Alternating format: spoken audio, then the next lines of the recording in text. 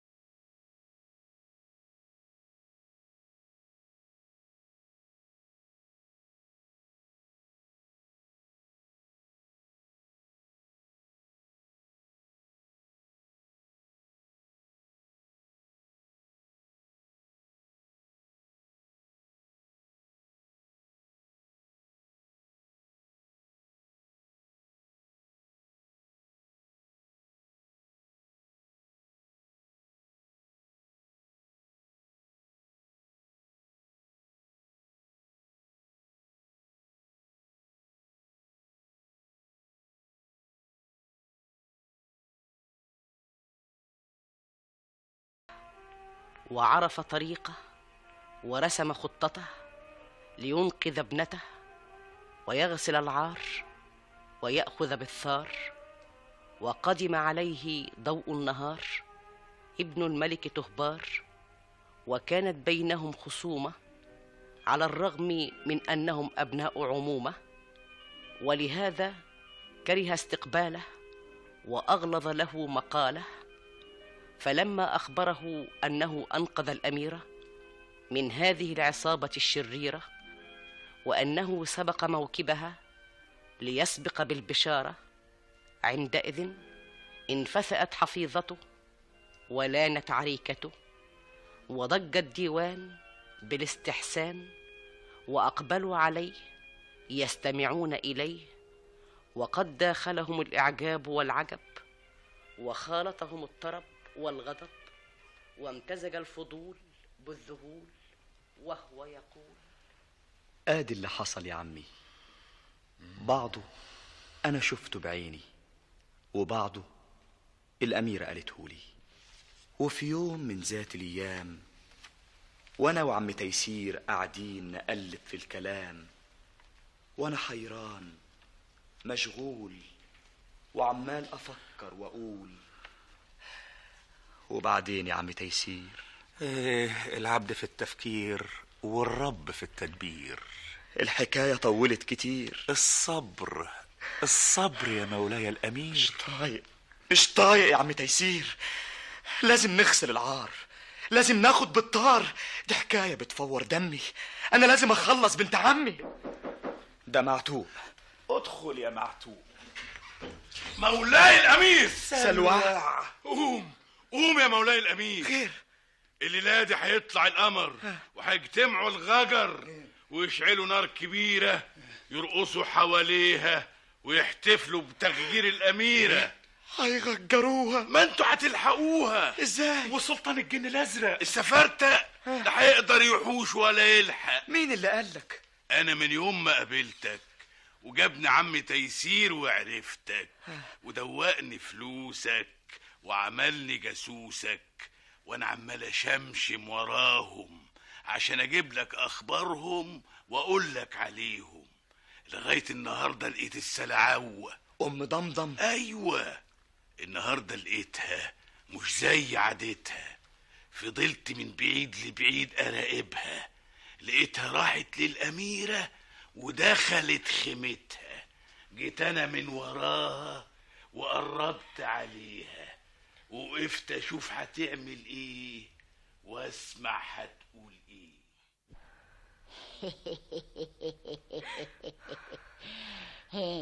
قولي لي بقى يا أميرة، ناوية تعملي معانا ايه الليلة؟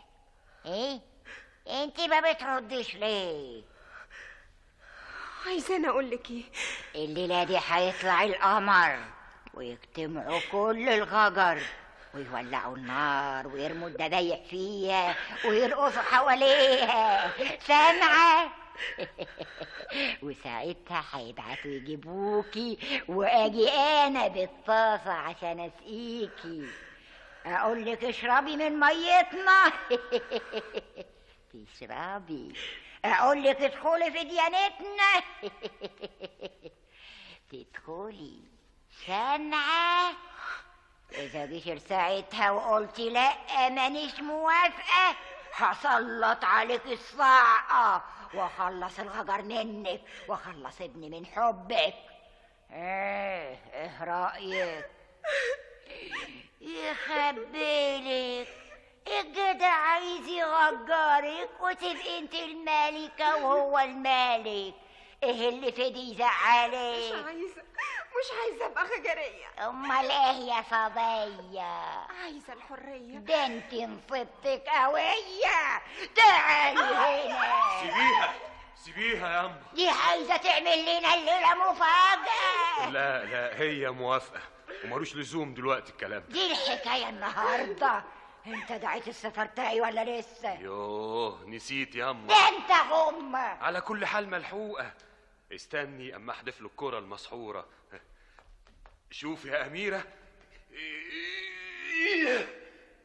يا سفرتة يا سفرتة يا سلطان الجن الأزرق، ما ينزل ولا يتسلسل إلا السنسفيل السفرتي الشاي الحبرتي.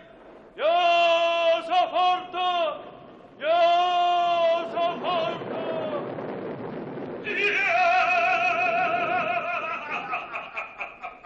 سفرتك حبرتك يحرق وينعق، لا حد يمنع ولا حد يلحق.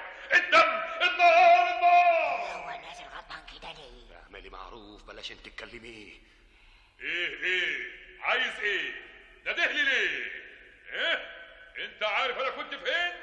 عارف انا جاي منين؟ عايز ايه؟ طلباتك ايه؟ لا مفيش.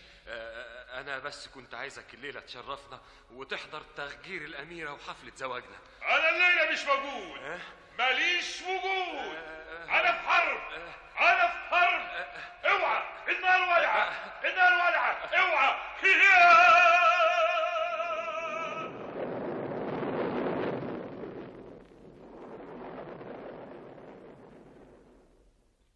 وسابهم السفرتقي وطار. انا ما طقتش الانتظار وخدت نفسي وجيت اقول لكم عشان ابلغكم واقول لكم. عملت طيب يا سلوى. عم تيسير، امرك يا مولاي الامير. الفرسان جاهزين ومستعدين. طب يلا بنا في الحال. يا فرسان نادي على الرجال. يا ابطال، اليوم يوم النزال. يا رجال يا رجال.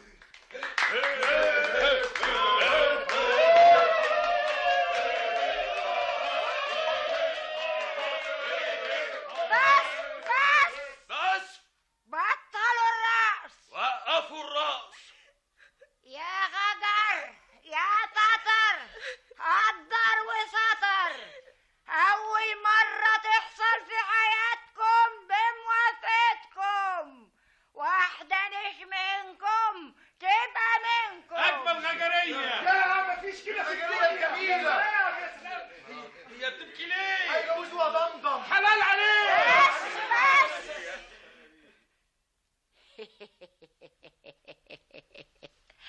تعالي هنا يا صبية عشان تبقى الحكاية رسمية. ادي الطاسة وادي المية.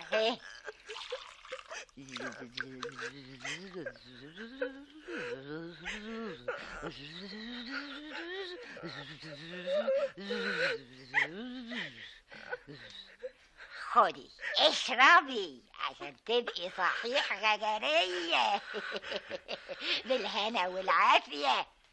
خدي اشربي. يا الله خلاص على الارض. بس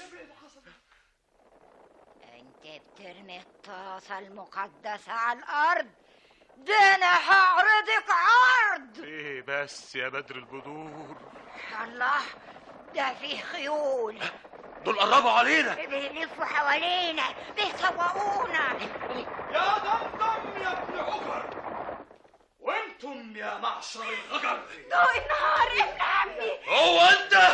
انا جاي اخيركم بين موتكم وبين رحلكم.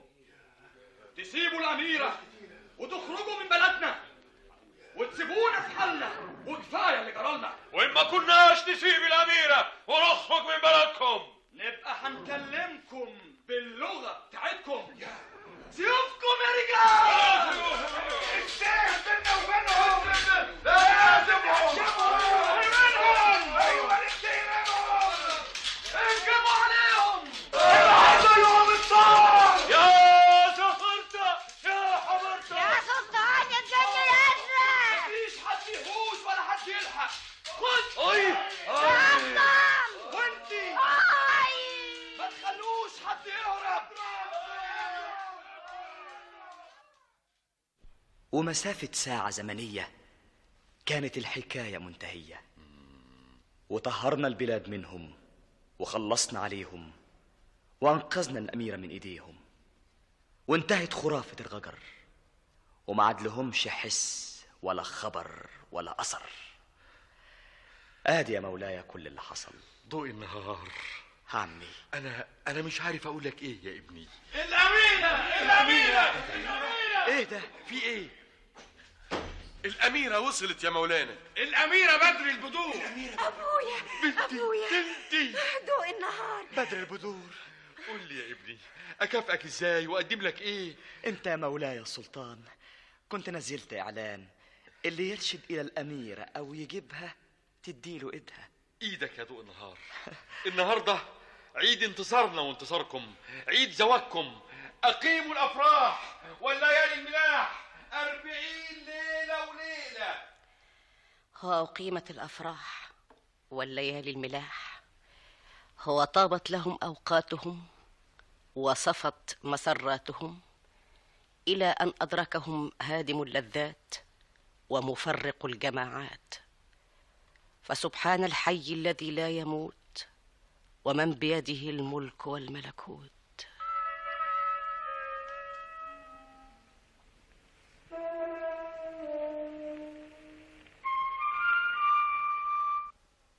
وهنا أدرك شهرزاد الصباح فسكتت عن الكلام المباح.